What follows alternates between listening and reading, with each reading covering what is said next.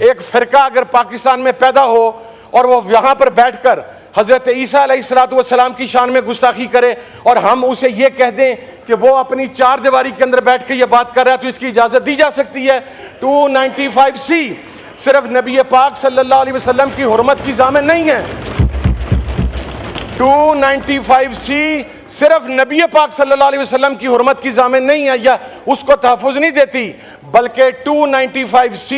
1,24,000 कमोवेश अंबिया और मुरसलीन में से हर एक की उसी तरह हुर्मत की हिफाजत करती है जिस तरह नबी पाक सल्लल्लाहु अलैहि वसल्लम की हुर्मत की हिफाजत की जाती है। यह पाकिस्तान में नहीं हो सकता कि कोई आदमी अपनी मर्जी से 2 बंदे बैठे, 3 बंदे बैठे और वो कुरान पाक में तहरीफ की इजाजत दे दें कि आप एक इमारत की 4 दीवारी के अंदर बैठेंगे और फिर वहां पर आप जो मर्जी तहरीफ कुरान के अंदर कर लें। मैं ये अल्लाहू अकबर, नाराए रिसालत।